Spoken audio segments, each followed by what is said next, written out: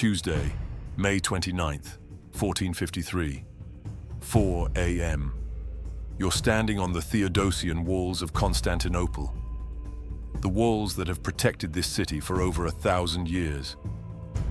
Below you, there's a gaping hole in the outer fortifications, 30 feet across, hastily plugged with barrels and timber during the night. Your hands won't stop shaking, and you tell yourself it's just the cold. Behind you, the city is dark and silent. 50,000 people holding their breath. In front of you, stretching to the horizon, 80,000 campfires burn in the Turkish camp. You're one of 7,000 defenders. The math is simple. The math is terrifying. Then the drums start. For 53 days, Sultan Mehmed II has thrown everything at these walls, the largest cannons ever built. Ships dragged overland across mountains. Wave after wave of soldiers. Nothing has worked. But now, in the pre-dawn darkness, as the drums echo across the valley, and you hear 80,000 voices begin to chant in unison, you realize this isn't another assault. This is the end. The question isn't whether Constantinople will fall today. The question is, will you survive to see what comes next? 2 months earlier, you watched them arrive. April 6th, the Ottoman army appeared on the horizon like a dark stain spreading across the landscape.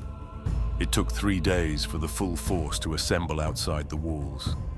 80,000 soldiers, hundreds of cannons, a 21-year-old sultan who'd been obsessed with taking this city since childhood.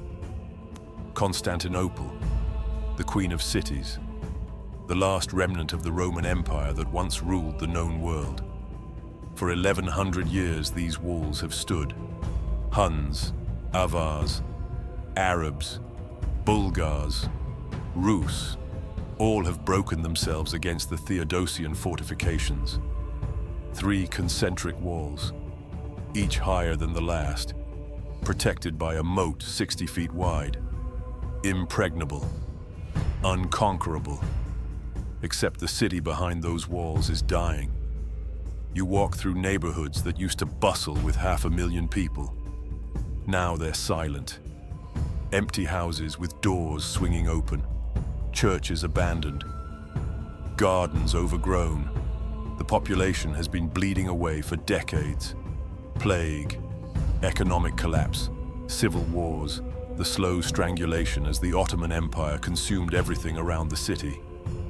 Now maybe 50,000 remain. Most of the soldiers left are foreign mercenaries, Genoese, Venetian, men fighting for gold, not God.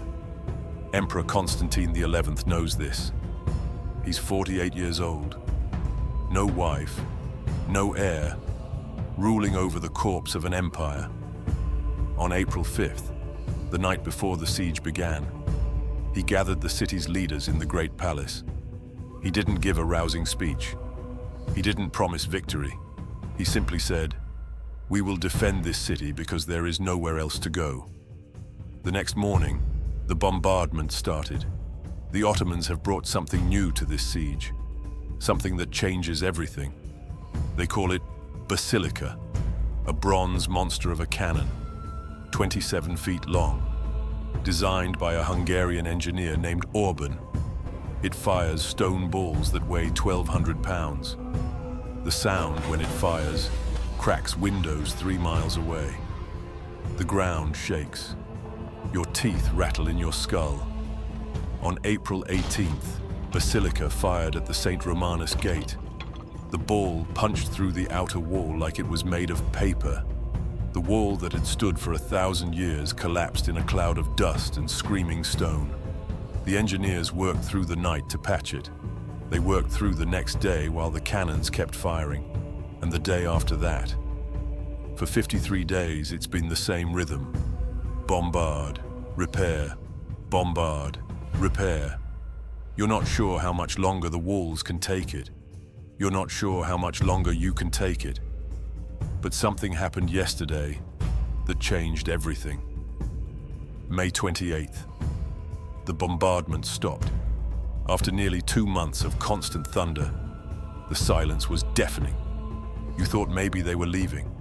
Maybe a relief force had arrived from Venice or Genoa or Hungary. Someone, anyone, to break the siege. Then, at dusk, you saw what they were really doing. Preparing. Siege towers rolled into position. Ladders assembled by the thousand. Every soldier in the Ottoman camp formed into ranks. And then they began to chant. 80,000 voices, rhythmic, hypnotic, like a heartbeat. It went on for hours, all night.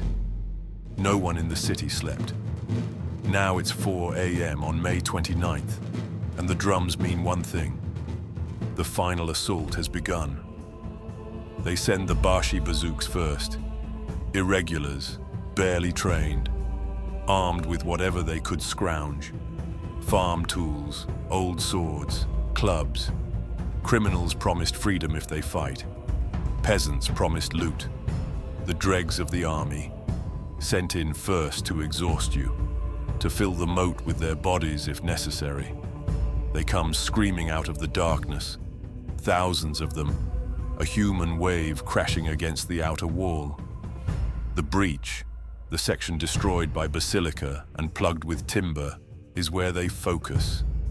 They claw over each other, slipping in the moat, climbing the rubble, dying by the dozen.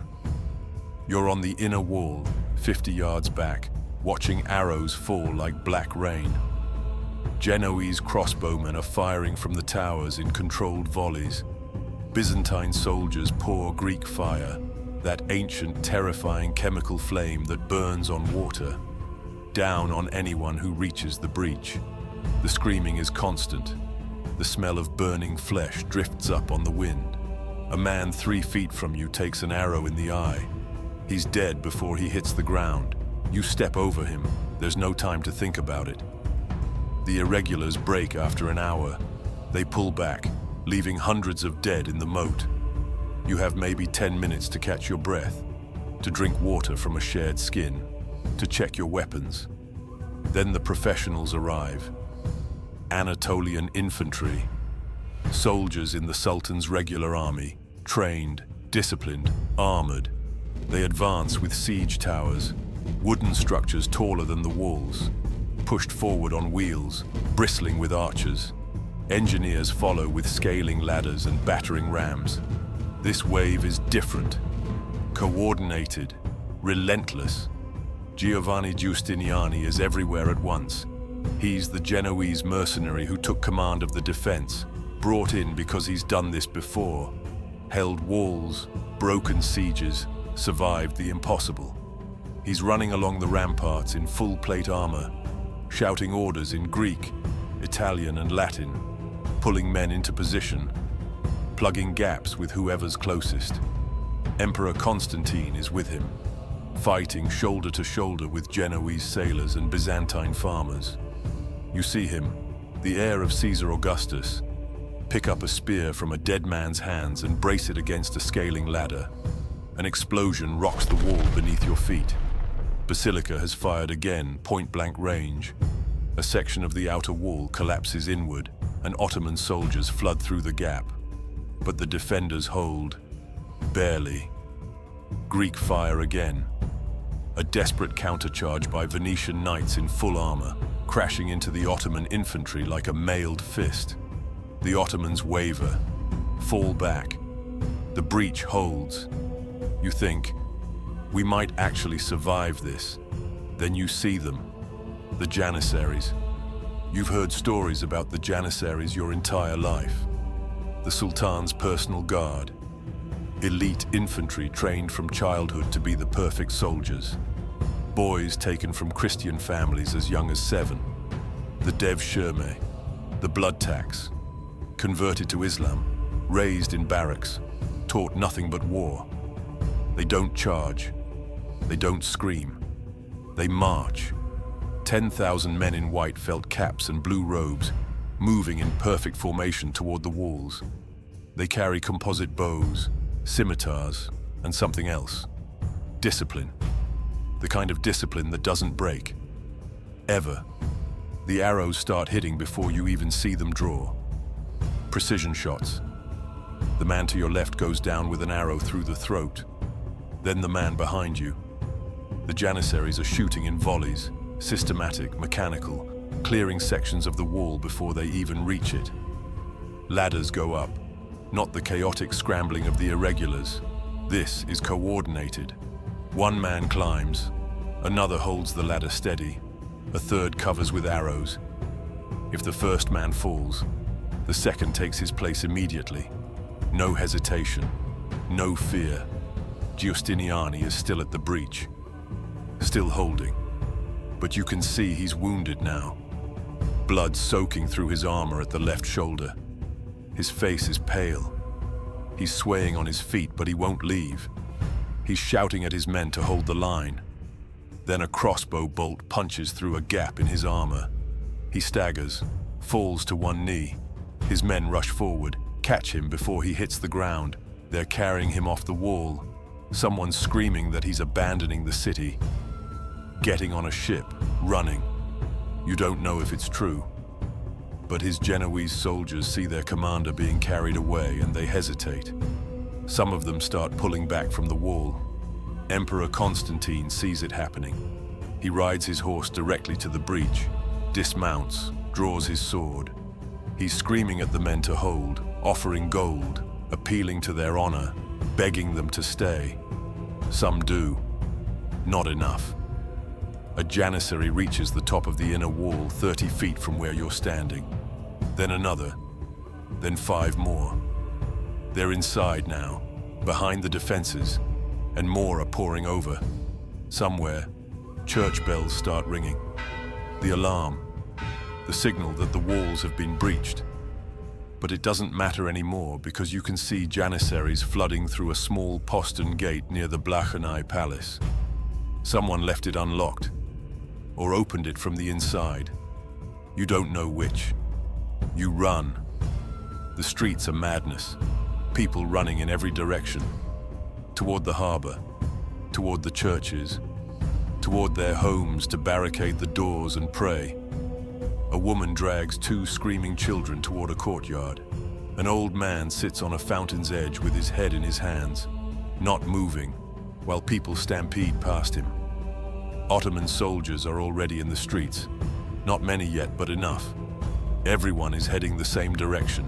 The Hagia Sophia, the great church, the heart of Christendom.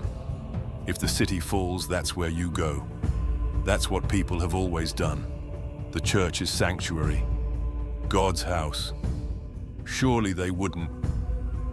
The square in front of the Hagia Sophia is packed with thousands of people trying to force their way through the doors.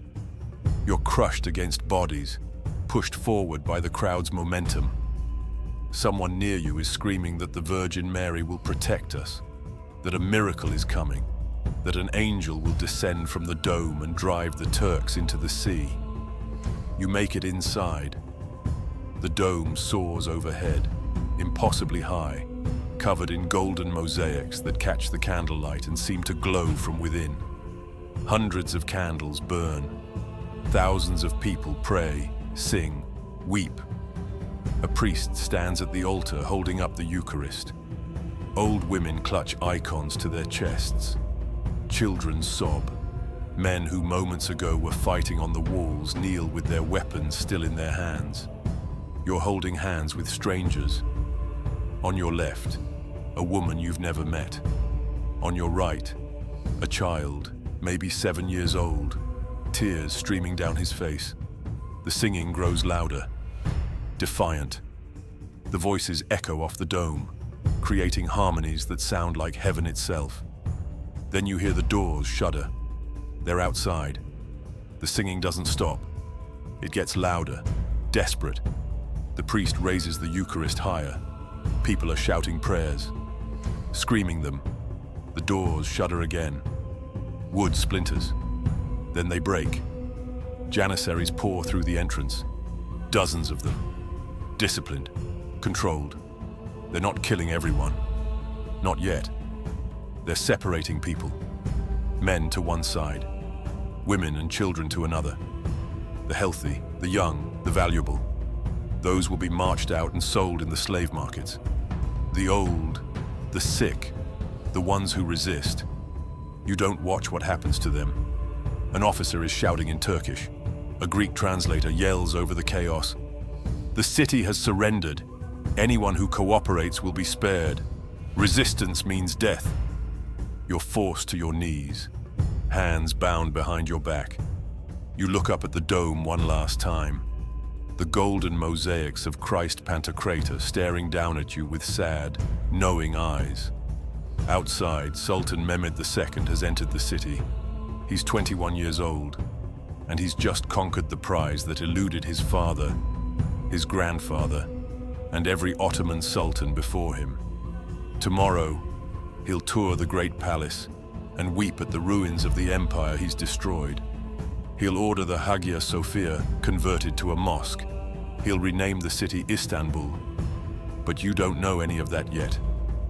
Right now, you're on your knees in the church that was the center of the Christian world, and Constantinople is dying around you. By noon, the killing has mostly stopped. The Sultan has given his army 3 days to loot the city. It's the law, the reward for taking a city by force. But he's also ordered that the destruction be controlled. No fires, no wanton slaughter. The city is his now. He wants it intact. You're sitting in a courtyard with about 30 other prisoners. Your hands are still bound.